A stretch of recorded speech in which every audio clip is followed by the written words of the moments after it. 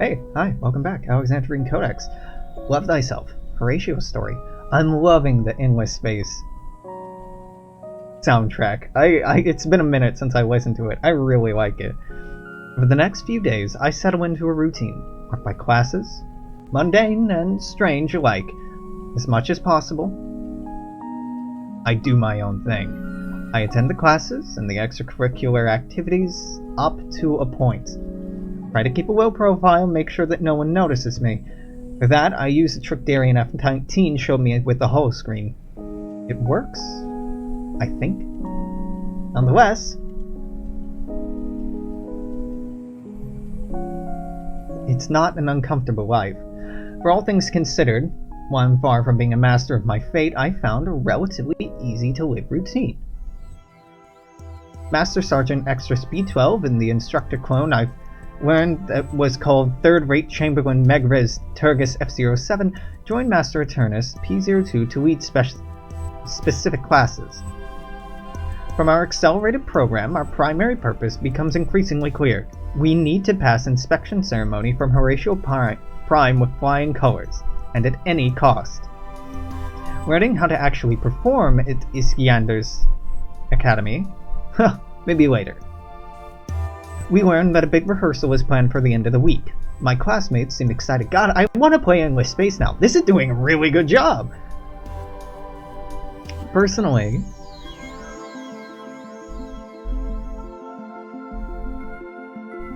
I'm thrilled. This is a great opportunity to show what I've learned. I can't wait. Most importantly, remember, do not mess this up. Do not screw this up, cadets. Whatever. The ceremony rehearsal is taking place today, on the concourse. My classmates and I are arrayed in two lines, facing one another. Excitement is palpable for this part, as we're apparently going to perform Imperial Bassa Dance, a courtly dance that was extremely popular a few centuries ago. This explains why we've had absolutely no dance classes so far. Us newly decanted clones and our instructors alike know the dance very well, normally. I would say memory of it is foggy, but of course I have absolutely no recollection of this dance or anything, ever. The only things I know about dancing in Horatio Empire are things I learned while browsing on my holo screen. First, there are dozens of dances that have come and gone in favor throughout the centuries. Second, dancing is sometimes seen as a conduit for social advancement, as it's a chance to mingle with the powerful. It's apparently been used as a plot point in countless stories and dramas to the point where it's considered a well-worn cliché. This cliché, though, most certainly contains a kernel of truth. We've been paired up randomly with one another, some of us having the honor of dancing alongside our instructors. I note Eternus P-02 is partnered with Extra Speed 12. You afraid of something, Eternus P-02? My own dance companion is not anyone I've actually talked to. Bearing the disappointed grunt when our respective names were drawn, I've already forgotten his. Attention, cadets. Every me on your marks. He presses a couple of keys on his holopad, and music. Okay, good, it did actually cue music. That would have been a huge miscall there. This dance is not the worst they could have picked. In Bassa Dance, the leading couple performs the move first, and the other couples replicate. This leaves me a couple of beats to try to process what I'm seeing and mirror their movements. I'm going to need all the help I can get. They start, step forward, deep bow, arm extension. I can do that. Nod towards my partner. He grudgingly nods back. Don't be like that, buddy. We're in this together. Step forward, deep bow. Put in my right foot, put my weight on it, bend at the waist while looking at my partner's feet. So far, so good. Eternus P-02 and Extra Speed 12 straighten back up, taking a side step to the left, back without moving the right foot. Step back with their left foot, come back, still without moving the right foot. Left, come back.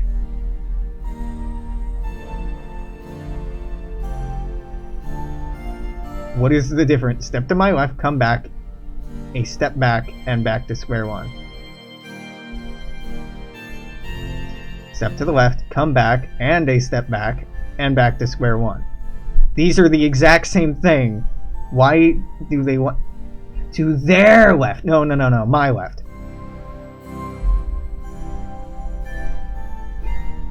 I slide my foot to the left in a posture that's reminiscent of what I like to call the Extras B12 power stance and back. I step backward, shifting my weight equally amongst both feet, and come back. I'm slightly off tempo, but I don't think anyone has noticed. Leading couple starts a series of small steps towards one another. After 5, they stop. God, this is a memory test and I hate it. So, walk towards each other, 5 steps. Side step to the right, come back.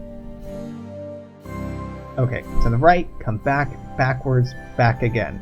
Deep bow, arm flourish.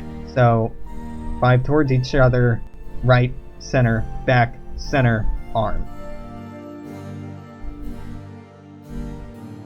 Forward, right, back.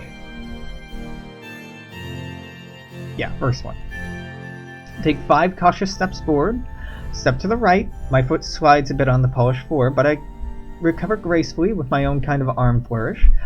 I step back just a little too fast, correct my course in a lunge that brings me too close to my dance partner, take a deep bow and lose balance halfway through, headbutting him right in his own bow and sending us both spiraling to the floor. Well, he seems absolutely furious. You moron, can't you watch where you step? The 2 lines of dancers stop. Every me is staring at us. This is bad. What kind of subpar batch do you come from? You can't even follow along. Look, music stops too. This is very bad. Extra Speed 12 pushes his way through us. What happened here, cadets? Explain yourselves.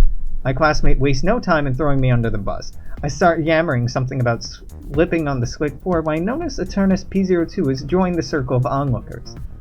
I decide the best course of action is to be quiet now. Extra Speed 12 summarizes the situation for the headmaster. Seems first level initiate Magris X21 fell into the other candidate. P02 turns to us. Is Abasadance too difficult for you initiates? My classmate breathes in to protest, but a gesture from the headmaster stops him in his tracks. Not one more word. He raises his voice to address the crowd. This ceremony rehearsal is cancelled. We can all thank initiate Alexius F21 for this initiative. You can go back to your quarters now. There are audible gasps and murmurs. Eternus P02 turns back to me. Initiate, come with us. He moves to leave, Extra Speed 12 in tow. Stay silent. I don't think there's anything I can say that would help right now. Get up and follow, a few steps behind the pair. I have a bad feeling about this. Make our way through quiet hallways, neither of them speaking. We reach an area I've never set foot in.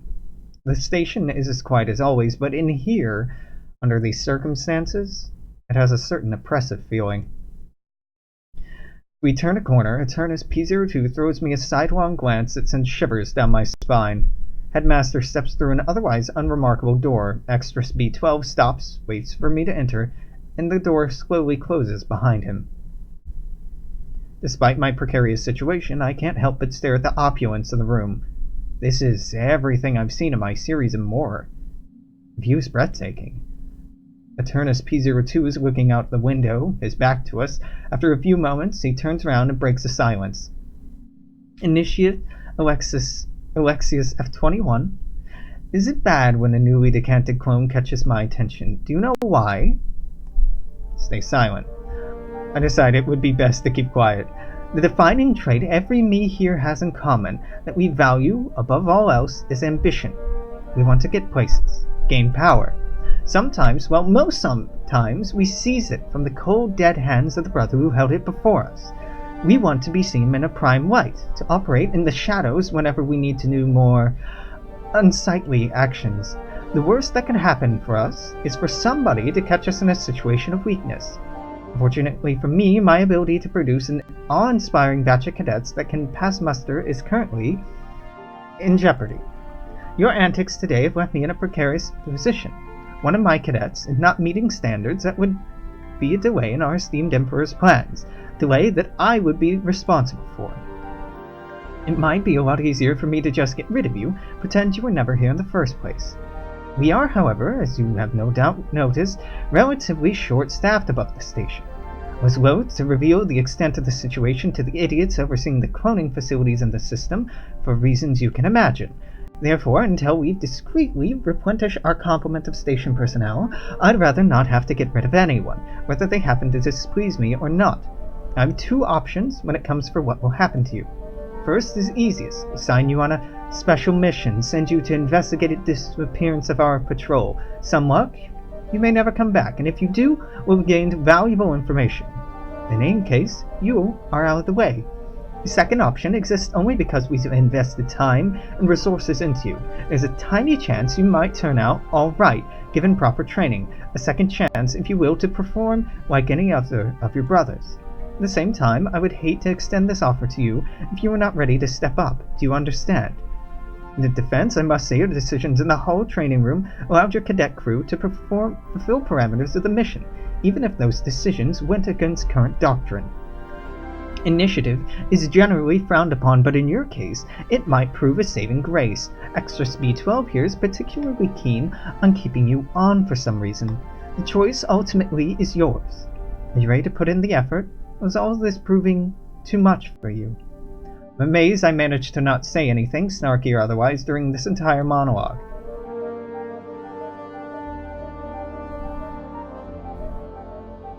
What would you recommend? Apart from your absolute lack of rhythm, it seems you were putting in the effort. With our guidance, we can do something with you yet. God, I'm really curious about the special mission, though. That sounds way more interesting to me. Even if it seems the wrong choice? Yeah, fucking put me on the special mission. Fuck you. Special mission it is, then. I'm tired of this song and dance. That is probably for the best. If you cannot follow the music, march to the beat of your own drum. See how that goes for you. We walk from the nice part of the station to the part of the station that is less nice. To the part of the station that is supposedly the worst, but actually looks fairly similar. As it is with locations, so it is with Horatio's, I guess. They all look the same on the outside, yet for reasons of social stratification, they're placed in a hierarchy based on incomprehensible reasoning. Turgus F7. Yes? Why, for reasons of social stratification, do we place things in a hierarchy based on incomprehensible reasoning? I'd say reasons are clearer than your word choice. Don't put me down, I'm extending Horatio elegance to my vocabulary. By the way, what exactly is a Chamberlain? And how is that promotion from junior lab technician? Let me put it this way, the only thing lower than a junior lab technician is a board designed to support their weight. Here's a new room. Don't be surprised. Why? It's just like your last one, but placed lower in the hierarchy based on incomprehensible reasoning. I laugh. I like the guy. That'll in. Find me when you get bored. I'll be doing Chamberlain-y things around the concourse. So, this is the bad part of town. I wonder how bad it is. Maybe the rats. Maybe the food is awful. Wait, maybe the rats are the food. Though to be honest, that's more or less how it tastes in the better parts of town anyway. Still, is the ever-present hum of air and water pipes coarser, louder, less refined. Maybe the bad part of town is where aging public services go to die in peace. But it could be worse. I could be with Extras B12, nodding my head eagerly at propaganda and deeply, honestly believing everything that Eternus P02 says. Anyway, whatever being a good Horatio is about, I'm failing at it. I thought it'd be easy to exploit the fact everyone here acts the same and expects others to follow suit, but for some reason I'm sticking out like a sore thumb. I find my new room, which basically makes me miss my old one. No more charm, but even louder. Move in, make myself at home. Takes less time to do than it does to read about. Decide not to risk death by boredom, check my hall pad. Options seem to be a virtual tour that shows where Horatio himself trod the last time he visited. Either do that or go look up one of my pals.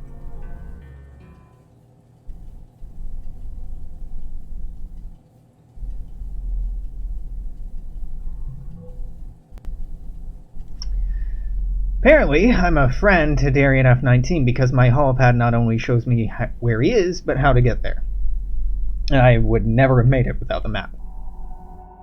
Starts here. where I sneak through maintenance hatch at a specific time to move to the next point. I only take a few steps here before I turn around and go into a storage room, then out a door in the back that leads me to another place. And here I am. This hallway looks familiar, but in the way that everyone and everything looks like everyone and everything else, however, it's in such a sorry state, I'm absolutely sure I've never set foot in here. Except for the first time, there are beings in the room that are definitely not clones. Silence, please. Do what he says. Thank you, Rinnick. We're here together, assembled by a common cause. We live under a regime dedicated to uniformity and repression. We cannot choose what we do or where we do it. We've talked about this long enough. We have endured this long enough. The room mumbles in agreement. I start looking for cameras. No, not for long enough. For too long. But the days of this regime are numbered. We must take our first steps towards change. Towards freedom. Towards a community of sentients who seek their own paths, make their own choices. The only question is, when that change comes, will you be ready? Will you take up the struggle in whatever form it comes? Will you fight for a better future? The room is filled with clapping hands and flapping lips, lots of agreement, lots of murmuring. Darien F-19 is basking in the glow of his fiery oration. Everyone else looks like they just want things to move. Darien F-19 waves me over to speak privately. Ah, so Alexius F-21. Are you in? What, in trouble? Probably. Oh, stop that. In sync with the movement. Are you with us? We could use you. Before I can answer, he continues. Just meet me in 10, the hangar. Turgus F-07 and I have been asked to do a routine patrol. He looks absolutely delighted. That's going to be our ticket to revolution. You have to join us, look around, and think about what your other options are. In fact, it's more convincing than anything he said during the speech. Okay, I'm on it. We'll start there, see where it goes. See you in the hangar, then. I hesitantly set about finding the aforementioned hangar. Figure a place where you park battle cruisers should be enormous and easy to find, but I didn't take refined Horatio sensibilities into account.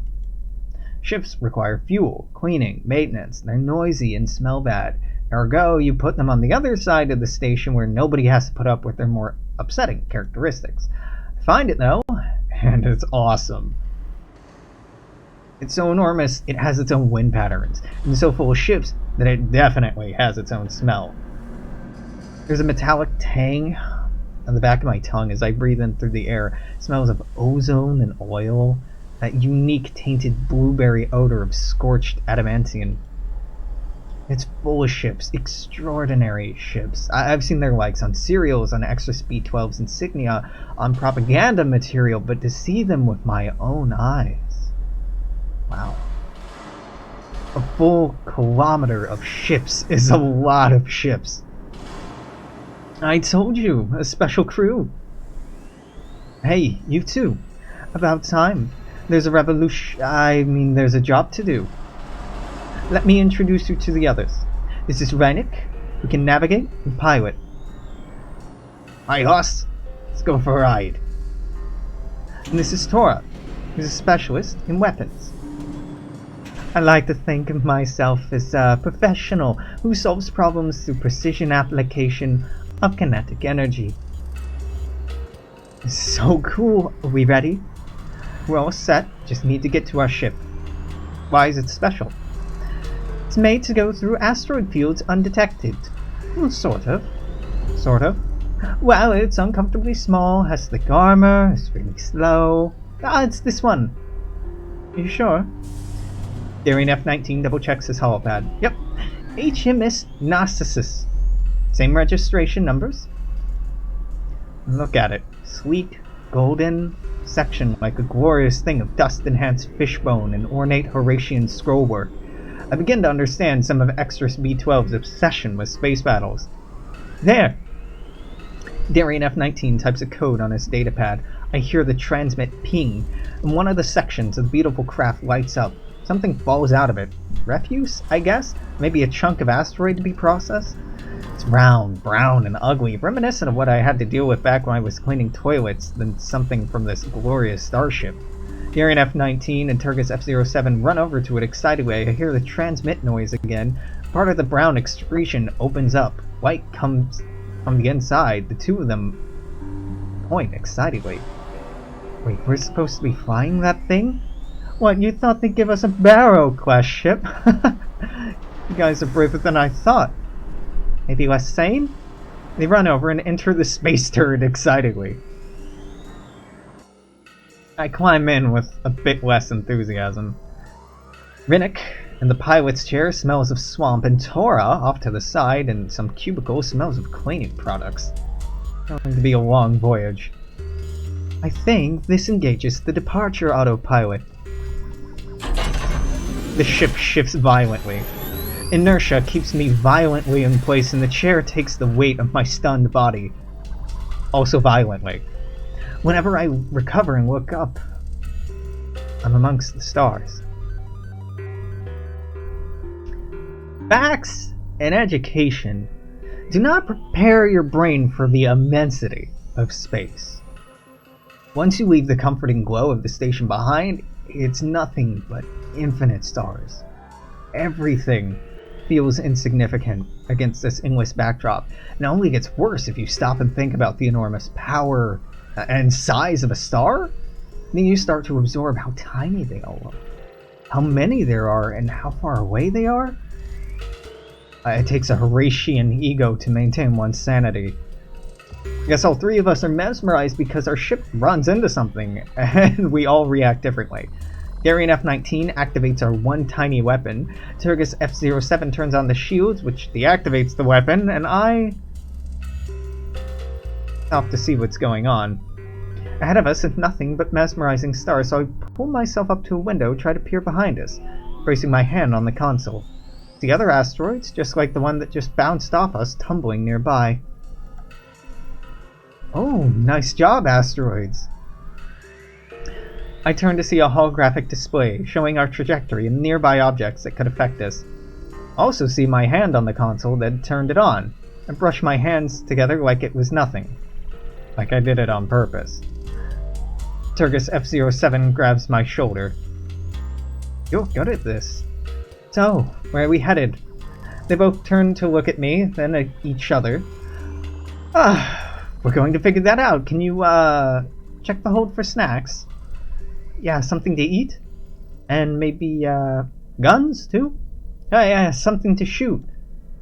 Look from one to the other, and they look like I do when I'm keeping a straight, blank face.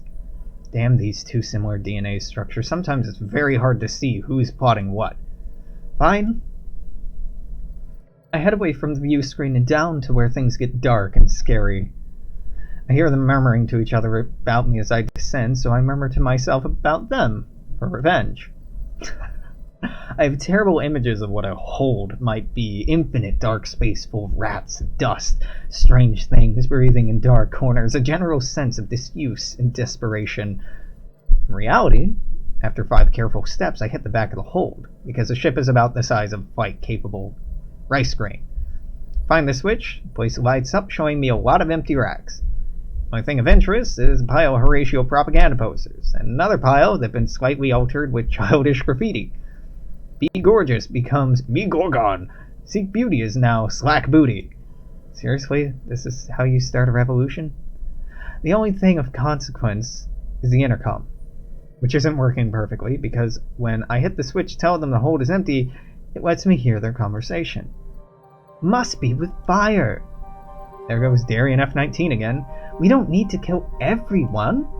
How else can we clean this cesspool, lance this boil? F-19 sounds passionate. Too passionate. There's a pause in the conversation. You've been practicing, haven't you? Turgus F-07's voice is dry and amused. Yeah, too much? A bit. Anyway, were you trying to change this way the entire Empire works? So what if you and your buddies take control of the station? What in the name of all that is gorgeous? You're not going to defeat the fleet that they send? Why die fighting? Nothing will change. What do you suggest? We roll over and ask them to rub your belly? As far as I'm concerned, Horatio Masters can play makeup, and catwalk all they want. I'm getting out of here on that colonizer somewhere far away. Somewhere better. Personally, I think they both lost their minds. I head back up to the bridge with some of the altered posters, feigning ignorance. That, at least, I'm good at.